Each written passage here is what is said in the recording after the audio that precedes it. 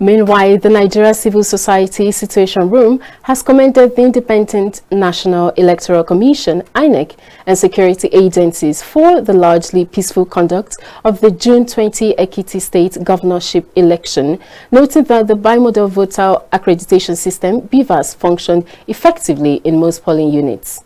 In its final assessment, the coalition said election officials and materials arrived on time in most locations, with voting commencing as scheduled in about 92% of observed polling units.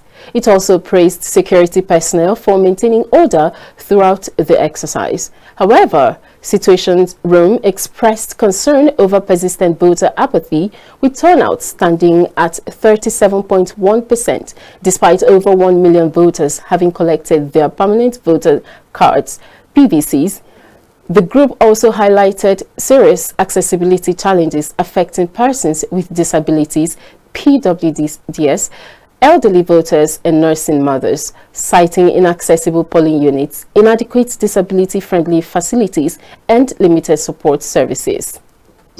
Situation Room observed varying levels of accessibility for persons with disability, elderly voters, and nursing mothers. While some polling units made efforts to prioritize vulnerable voters, challenges relating to physical access and voting assistance were reported in certain locations. Situation Room partner South Africa shows serious accessibility gaps affecting persons with disability and elderly voters in several locations, particularly in parts of Ekiti.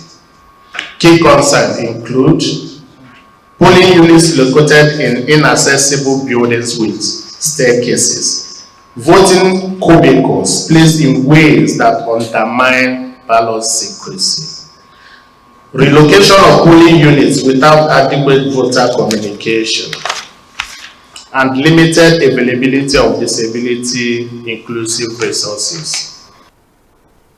The coalition urged INEC to address logistical and operational shortcomings ahead of future elections and called for stronger measures to boost voter participation, electoral integrity, and inclusiveness.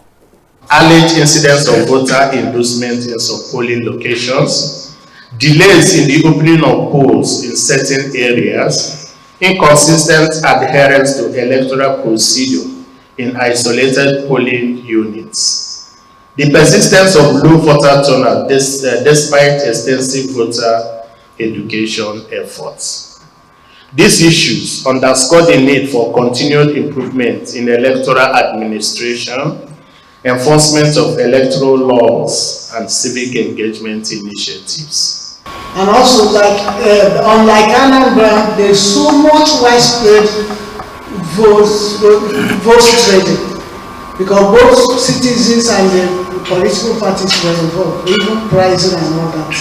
Many people came, you can hear them say, I just came to collect my money and pay. And actually, we saw so many people, they directed them, go and vote yes now. And the police personnel were not doing anything.